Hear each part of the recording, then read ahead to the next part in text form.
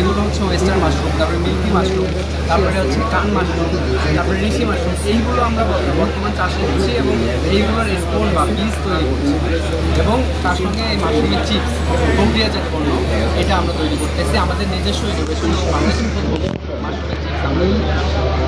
তো একজন যে উদ্যোক্তা হিসেবে আসলে কেমন মনে হচ্ছে যে এর চাহিদা কেমন বাংলাদেশে? বাংলাদেশের আমাদের চিপস এখন পর্যন্ত রেসপন্স খুবই ভালো। যারাই খেয়েছে এখন পর্যন্ত সবাই বলছে এটা খুবই টেস্টি এবং তারা পরবর্তীতে আরও নিতে চায়। এটা নিয়ে যেটা সমস্যা হচ্ছে সেটা হচ্ছে ডিস্ট্রিবিউশন। মানে আমরা এখন যেটা সমস্যায় পড়তেছি সেটা হচ্ছে ডিস্ট্রিবিউশন, যে হচ্ছে কেউ চাচ্ছে তার হাতের নাগালটাই দিতে পারতেছে না, কুরিয়ারে দিলে দেখা যাচ্ছে কুরিয়ার চার্জটা বেশি পড়তেছে। এটা আসলে আমাদের এখন সমস্যা বলা চলে।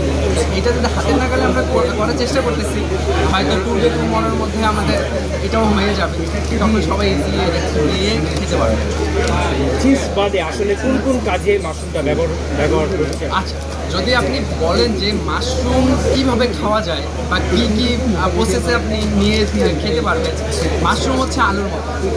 আলু যেমন সব কিছুতে দিয়ে খাওয়া যায়, মাশরুমও আপনি যে কোনো কিছুতে দিয়ে খাইতে পারেন। মাশরুমের যে ব্যাপারটা হচ্ছে, দামটা শুনলে অনেকে ভাবে এই 400 বা 300 বা 500 টাকা দিয়ে মাশরুম কিনবো, তার চেয়ে মাংস কিনে খাই। কিন্তু 1 কেজি মাশরুম আর মাংসের মধ্যে আকাশ পাতাল তফাৎ। 1 কেজি মাশরুম মানে এতগুলো মাশরুম। আপনি 1 পোয়া মাশরুম কিনলে আপনার পরিবারের চাহিদা পূরণ হয়ে যাবে, এবং আপনার যে মাংসের যে প্রোটিনের চাহিদা সেটাও পূরণ হয়ে যাবে। আবার 1 পোয়া মাশরুমের দাম হচ্ছে 400 টাকা কেজি, হলে 100 টাকা হচ্ছে, মাংসের কেজি আর 700 টাকা। অবশ্যই এটা সাশ্রয়ী ওই হিসাবে।